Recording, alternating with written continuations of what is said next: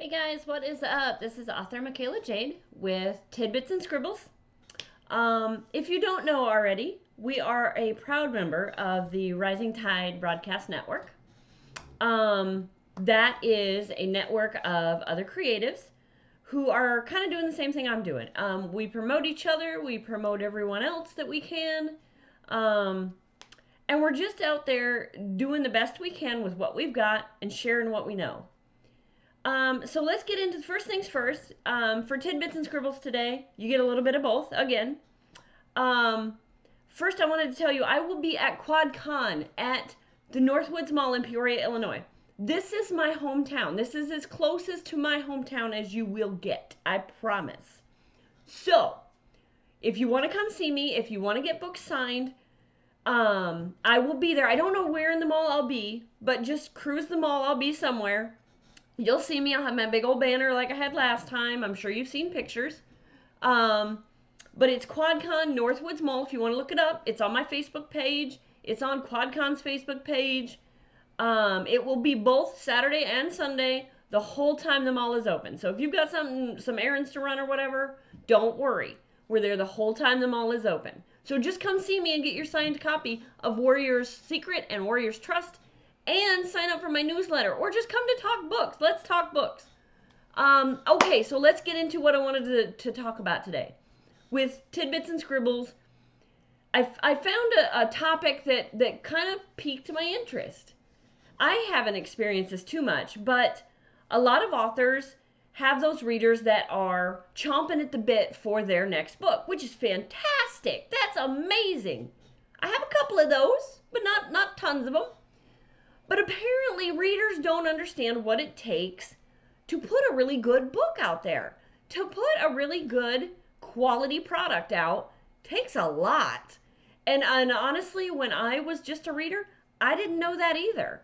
So I wanted to get kind of into it with you. It's not to say back off. We don't want you to ask us when the next book is.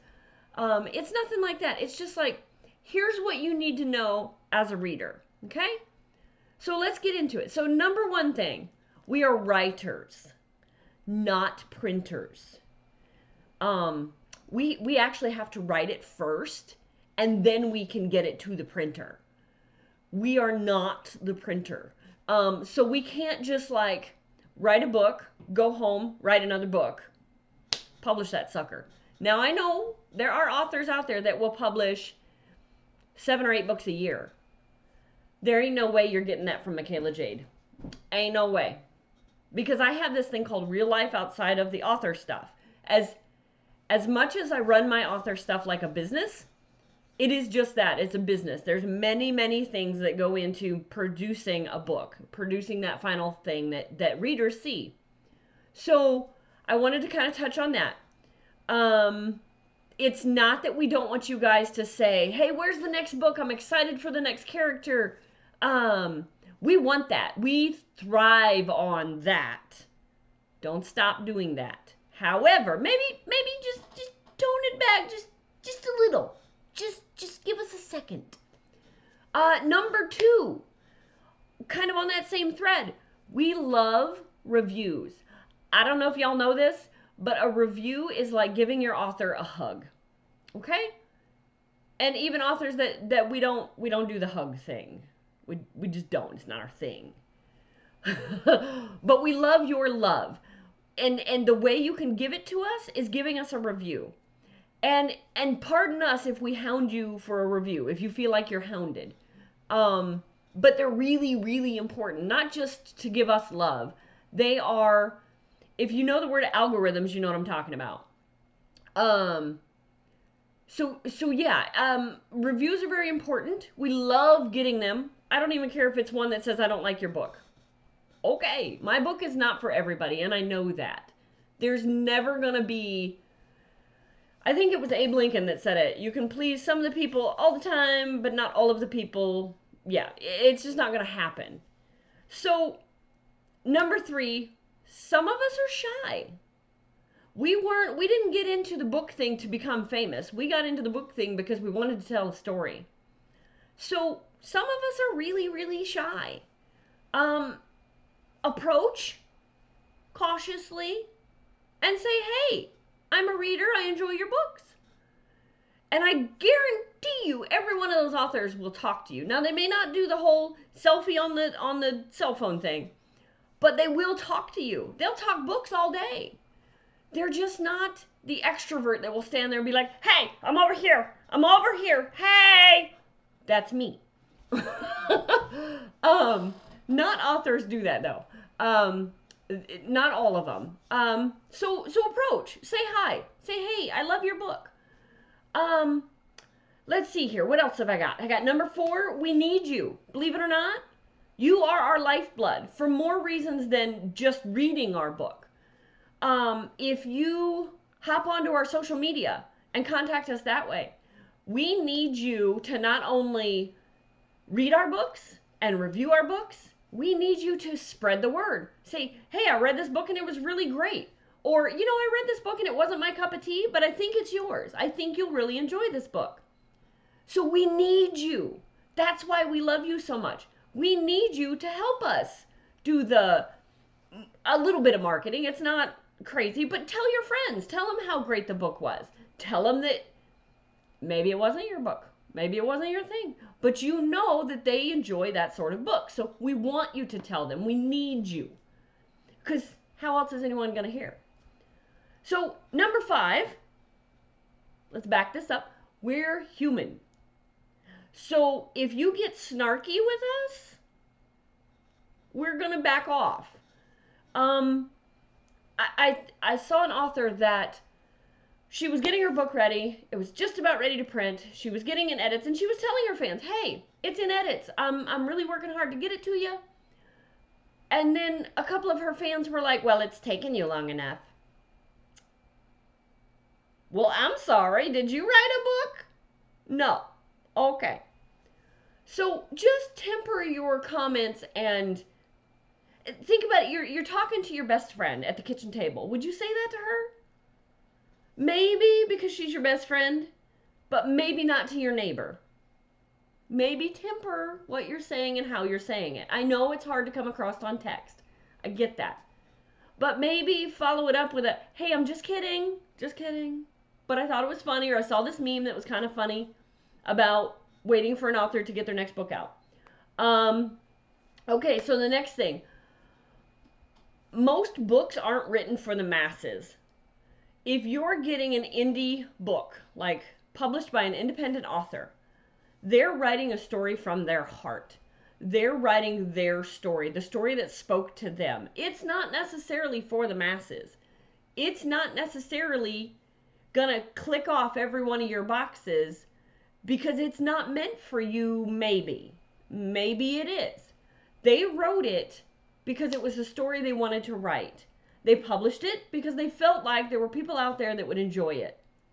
So if it's not your cup of tea, as I call it, don't leave a review that is demeaning to the author.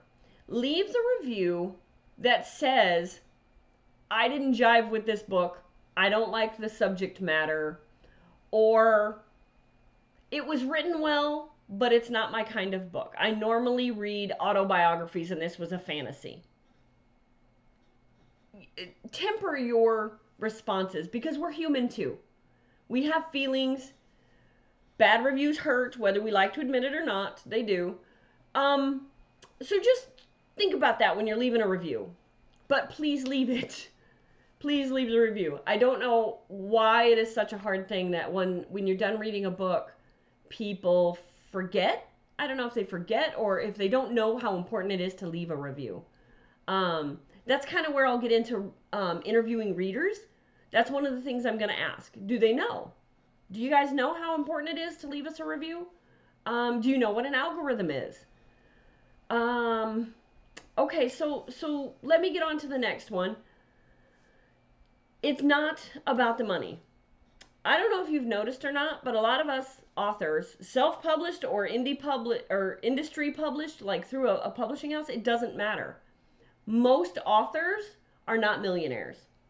Now you have J.K. Rowling and Stephen King and Nora Roberts and Danielle Steele. They probably make a good living. but we're not rolling in the dough like Scrooge McDuck, okay? It's just not happening. It's more like we have this dream of publishing a book. We scrape together our pennies and our dimes and our nickels. We scrape it all together. We make it work. And then we put it out in the world, hoping and praying against hope that someone will like our book, that our book will sell, that maybe we'll make just enough to break even. Did you hear that? Break even. We're not rolling in dough.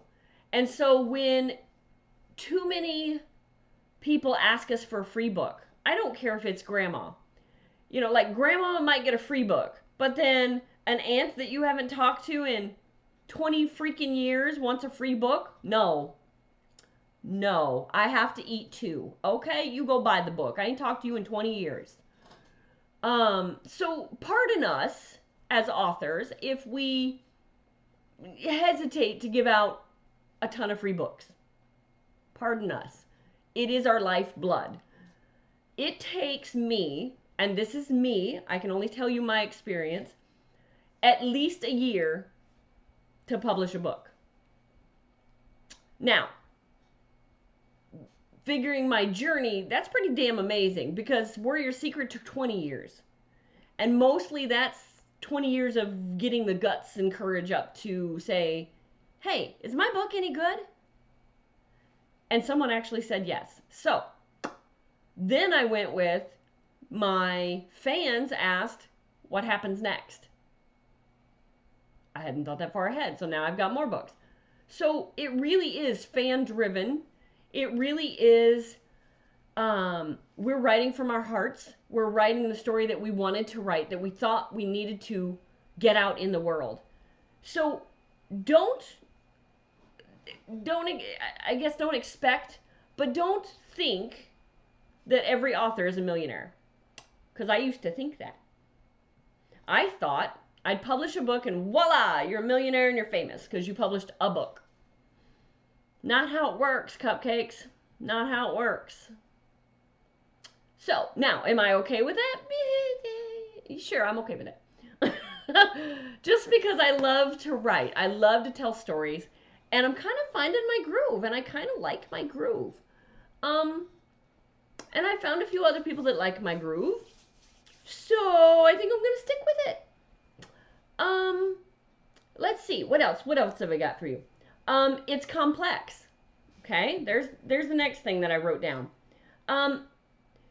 You get excited one minute because you're like, yay, I get this book and I've written this book, I've got this manuscript, I'm going to send it off to my critique partner. Your critique partner is sort of like your best book friend that will kick you in the ass when you need it. Because your critique partner is supposed to look and supposed to say, hey, I found all these hiccups, or I found a plot hole that you should have seen coming a mile away.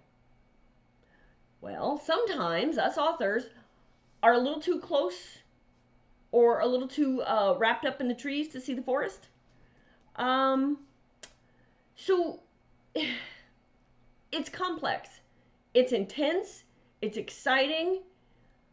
But it's this roller coaster of up and down and over. And one minute you're happy and the next minute you are crying in your Cheerios because your critique partner said that some aspect of your plot doesn't work and you didn't see it coming and you thought you should have seen it coming.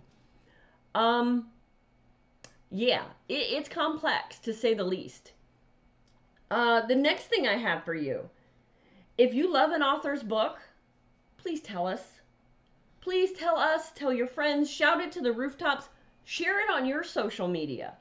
Because chances are there's someone in your life that likes to read, or maybe will take a chance on a book that they might have not taken a chance on before. And you would never have guessed that person's a reader. Because sometimes we share it on social media and sometimes we don't as readers. I know when I started writing, I had a couple of people say, oh, you had a hidden talent. And I'm like, it wasn't really that hidden. I've been writing for years. No one knew. I didn't tell anybody. No one knew. So tell us that you love us, because we absorb that like a sponge. We love that. And the biggest hiccup that we run into as authors and creatives is our job really is a real job. So relatives, hey, talking to you. Friends that don't understand, um, our job is a 9 to 5 or a 5 to 9 or an 11 to an 11 or a 12 to 12, just like yours is. We may not be out there busting our backs at a physical labor job. We may not be taking phone calls all day. We may not be scheduling patients all day. But trust me, Cupcake, when I say our job is a real job. If I don't meet deadlines, granted they're my deadlines, but if I don't meet those deadlines, there are consequences. If I don't get my editing work done in a timely fashion, the people that hired me to edit are going to fire me, and then I don't have an income. So yes, even though my job is sitting in front of a computer most of the day, it's still a real job. Even though I don't get a paycheck until that book is sold or that editing job is done, it's still a real job. But I don't know how many times I've heard authors say their family or their friends just don't get it. They see you sitting at home and they think, well, you're at home, you're not doing anything. Now, maybe because we're now past 2020 and we're into 2021, maybe people will take that a little more seriously, that people might be home, but they're busy. So, and don't take this as like an attack on readers. It's just a lot of readers don't know. And I can say that because as a reader, I didn't know. I had no clue what it took to actually publish a book. Writing? Yeah, I've written forever. I've written poetry. I still write poetry. I write stories, novels. I've even written erotica. So I'm always writing. I'm always creating. I'm always thinking. So don't think that just because your friend or your sister or your aunt or whoever is at home that they're not busy.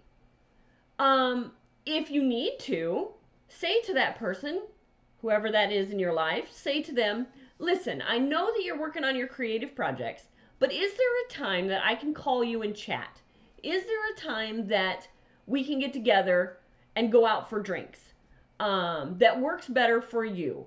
Don't just assume that they're sitting at home playing games on their computer. Because trust me, we ain't got time for that. We ain't got time for that. Okay, so that's pretty much all I've dug into on the what readers need to know. So if you can think of anything, if you have questions as a reader, put them in the comments below and I'll hit them on a next video. But until then, tune in to Nicholas Anthony Tockert and the Historical Fencing Guild right after this show, and learn how to kill your friends safely. But all joking aside, Nick has an awesome show. It's also part of the Rising Tide Broadcast Network. So yeah, tell your friends, join in, and hit that bell. Or how are you going to know when I upload another video? Because you're going to need another video. This is important stuff. You have to listen. So hit the bell. It's important. You have to. And I'll catch you on the flip flop.